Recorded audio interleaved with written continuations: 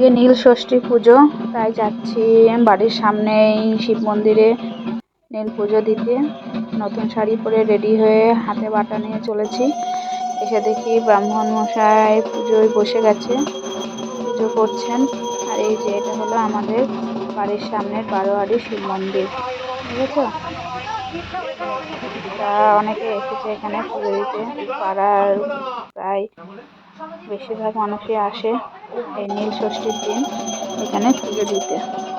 তা ব্রাহ্মণ মশাই আরতি করছেন, কি সুন্দর ঢাকের তালে তালে নৃত্য করছেন আর আরতি করছেন, খুবই সুন্দর লাগছে দেখতে।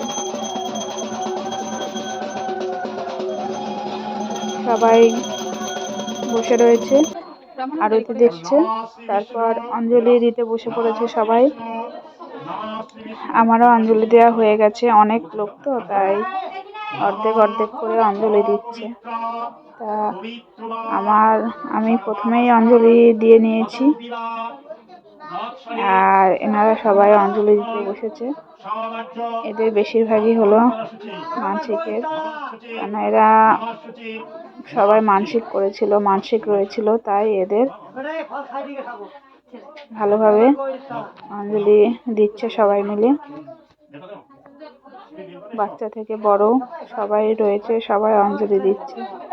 প্রতি বছরই আজকের দিনে পুজো দিই, সারাদিন উপোস থেকে অঞ্জলি দিয়ে পুজো দিই এই শিব মন্দিরে।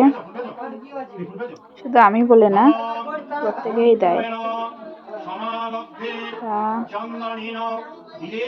সবাই অঞ্জলি দিচ্ছে আর আমি একটু সেটাকে ভিডিও করে নিচ্ছি। কোনো মন্দিরে বা কোনো অনুষ্ঠানে কোনো জায়গায় গেলে না ভিডিও করতে সত্যি খুব অসুবিধা হয়, কিন্তু তাও ফাঁকে ফাঁকে যেটুকু ভিডিও ক্যাপচার করতে পারি সেটুকু তোমাদের সামনে তুলে ধরি। এরপর অঞ্জলি দিতে বসেছে সন্ন্যাসীরা।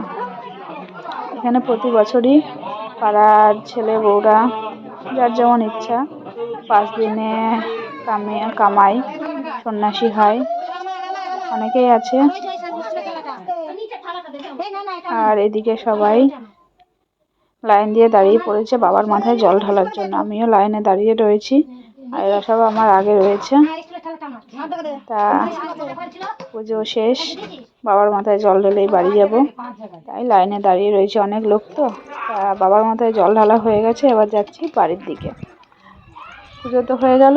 তা তোমাদের ভিডিওটি কেমন লাগলো অবশ্যই জানিও। আর তোমরা কারা কারা আমার মতো আজকে নীল ষষ্ঠীর ব্রত পালন করেছো অবশ্যই কমেন্টে জানাবে কিন্তু। তো আজকের মতো টাটা।